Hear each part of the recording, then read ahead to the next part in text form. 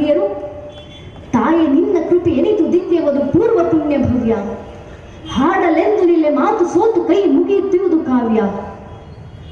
ತಾಯಿ ಭಾರತೀಯ ಕುರಿತಾಗಿ ಹೇಳ್ತಾರವರು. ತಾಯಿ ಭಾರತಿ ಯಾರು?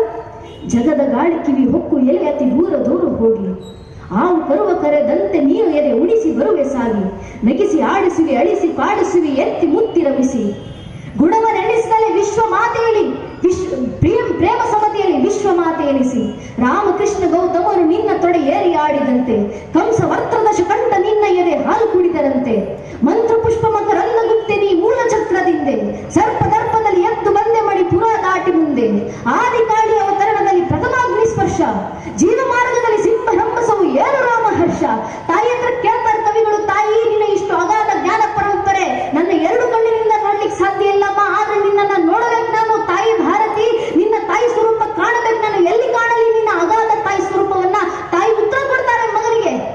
ತಾಯಿ ಭಾರತಿ ಶಕ್ತಿ ಸ್ವರೂಪಿಣಿಯಲ್ಲಿತ್ತು ಹೇಳ್ತಾಳೆ, ವಿಶ್ವರೂಪವನ್ನು ನೀನು ಕಾಣು ಜಗದ ಹೆಂಗಳಲ್ಲಿ. ಕವಿ ಕೇಳ್ತಾರೆ, ಎನ್ನ ಬಲವೇ ಅದು ನನ್ನಿಂದ ಸಾಧ್ಯವ? ತಾಯಿ ಹೇಳ್ತಾರೆ, ಮೋಹ ಮುಸುಕಿದೊಡೆ ನನ್ನ ಕೂಗಿದರೆ ನಿನ್ನ ಬೆನ್ನಿಗೆ ಹೆನು, ನಿನ್ನ ದೃಷ್ಟಿ ನಯವಿರಲು ತಂದ ಈ ಸೃಷ್ಟಿಯಲ್ಲ ನಾನು. ಆ ತಾಯಿ ಭಾರತೀಯ ಆ ವಿಶ್ವರೂಪ, ಆ ಜ್ಞಾನ ಸ್ವರೂಪವನ್ನ ವರ್ಣಿಸಿದಂತ ನಮ್ಮ ಪೂರ್ವಿಕರು. ವಿಶೇಷ ಅಂದ್ರೆ ಈ ಜ್ಞಾನ ಭಾರತದಲ್ಲಿ ಹುಟ್ಟಿತು ಅಂತಲ್ಲ, ಜ್ಞಾನವನ್ನ ಜಗತ್ತಿಗೆ ತೋರಿಸಿಕೊಟ್ಟಂತ ಅನೇಕ ಪ್ರಾಚೀನ ಜನಾಂಗಗಳಿದ್ದಾರೆ.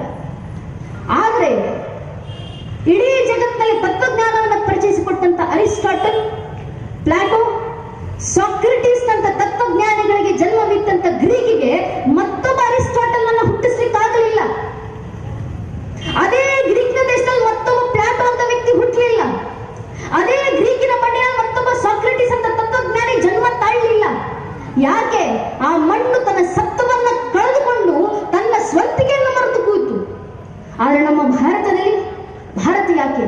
ಇದೇ ಕೋಲಾರದಲ್ಲಿ ಒಂದು ಕಾಲದಲ್ಲಿ ಇಡೀ ರಾಮಾಯಣ ಎಂಬ ಕಾವ್ಯದ ಮೂಲಕವೇ ಜನರಿಗೆ ಸರ್ವಶ್ರೇಷ್ಠವಾದಂತ ಮಾನವನನ್ನ ಯಾವ ರೀತಿ ಮಾನವ ಬದುಕಬೇಕು ಅಂತ ಮರ್ಯಾದ ಪುರುಷೋತ್ತಮ ಪ್ರಭು ಶ್ರೀರಾಮಚಂದ್ರ ಆದರ್ಶವನ್ನ ಜಗತ್ತಿಗೆ ತೋರಿಸಿಕೊಟ್ಟಂತ ವಾಲ್ಮೀಕಿ ಅವರು ಕೋನ್ವಸ್ಮಿನ್ ಸಂಪ್ರದಾಯಲೋಗೆ ಗುಣವಾನ್ ಕಸ್ಯ ವೀರ್ಯವಾನ್ ಧರ್ಮಜ್ಞೇಶ ಕೃತಜ್ಞಶ ಸತ್ಯವಾಕ್ಯ ದೃಢಪ್ರತ ಚಾರಿತ್ರ ವಿಜುಕೋಯುಕ್ತ ಸರ್ವಭೂತೇಶುಕೋಯಿತ ಇತ್ವಾನ್ ಕರ್ಣ ಸಮರ್ಥಸ್ಯ ಕಸ್ಯೇಕ ಪ್ರಿಯದೃಷ್ಣಂ ಆತ್ಮವಾನ್ ಕೋಜಿತ ಕ್ರೋಧೋ ದಿತಿಮಾನ್ ಕೋನ್ಲಸುಯಕ ಕಸ್ಯ ವಿಭ್ಯತಿ ದೇವಾರ್ಷ ಜಾತ ರೋಷಸ್ಸಮಿಗೆ ಅಂತ 16 ಗುಣಲಕ್ಷಣಗಳಿರುವಂತ ಒಬ್ಬ ವ್ಯಕ್ತಿಯನ್ನು ಹುಡುಕಿ ಆ 16 ಗುಣಗಳಿರುವಂತ ಅದೇ ವ್ಯಕ್ತಿ ಜಗತ್ತಿಗೆ ಮಾರ್ಗದರ್ಶನವಾಗಬೇಕಂತ ಶ್ರೀರಾಮಚಂದ್ರರ ಮಾರ್ಗದರ್ಶನವನ್ನ ಜಗತ್ತಿಗೆ ನೀಡಿದಂತ ಆ ಜ್ಞಾನಿಗಳಾದಂತ ವಾಲ್ಮೀಕಿ ಅವರು ನೆರೆದಂತ ಇದೇ ಕೋಲಾರದ ಮಣ್ಣು ನಮ್ಮ ಕಾಲದಲ್ಲಿ ಕೈವಾರ ತಾಯಿ ಅಂತ ದಾರ್ಶನಿಕರು ಕೂಡ ಜನ್ಮ ಕೊಡ್ತಿದ್ದೀವಲ್ಲ, ಈ ಮಣ್ಣಿನ ಸತ್ವ ಈಗಲೂ ಜೀವಂತವಾಗಿದೆ ಅನ್ನೋದಕ್ಕೆ ಈ ಕೋಲಾರ ಒಂದು ಉದಾಹರಣೆ.